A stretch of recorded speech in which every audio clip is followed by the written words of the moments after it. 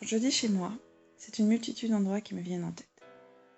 Il y a le chez moi actuel en bord de mer, son sable rose, ses rochers caractéristiques, ses vagues pendant la tempête, la couleur changeante de la mer et du ciel.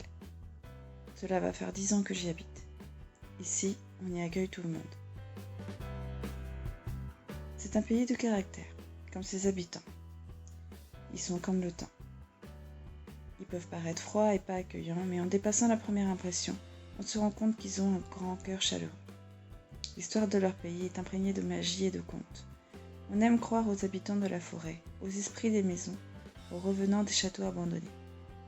On peut les écouter d'une oreille amusée, mais si on y vit assez longtemps, on se rend compte qu'il y a toujours dans ces histoires une leçon, imprégnée de vérité. Et si on y prête assez attention, cette leçon nous permet de survivre aux temps les plus rudes. Il y a le chez moi où je suis née, ses volcans et ses lacs, sa musique et le brouhaha des marchés. La poussière, la pluie qui fait déborder les rues, le son de la marimba et les danses folkloriques. Mais j'avoue, ce qui me manque le plus, c'est la nourriture. Le maïs y est comme le blé en Europe. Ce n'est pas un repas s'il n'y en a pas.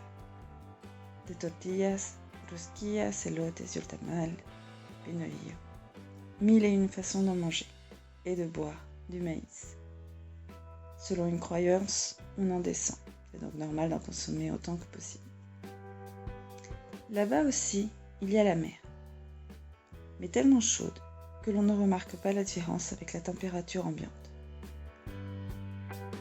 J'aime aussi le fait qu'il y fasse chaud, même si cela chauffe également les mentalités, si je peux dire. C'est vraiment ce qui me manque le moins. J'y suis née, mais au final, j'ai très peu de choses propres à mon pays de naissance. Puis, il y a les plusieurs autres endroits qui ont été chez moi, plus ou moins longtemps. Différentes villes, différents pays, différents continents. J'imagine que c'est pour ça que je n'ai pas une seule vision du monde. Et j'ai envie de croire que j'ai peu de stéréotypes. Je n'aime pas trop les cases, et j'essaie de les utiliser le moins possible. Certes, c'est plus facile à utiliser pour avoir une vue globale du monde, mais au lieu de créer des cubes bien fermés, je considère que le mieux, c'est de faire des cercles ouverts qui communiquent continuellement entre eux. J'ai habité en ville, en campagne et en bord de mer. J'ai été dans des appartements, des maisons plus ou moins grandes, avec ou non une piscine, en ayant ou non des employés de maison. Chaque coin a son charme, ses avantages et ses inconvénients.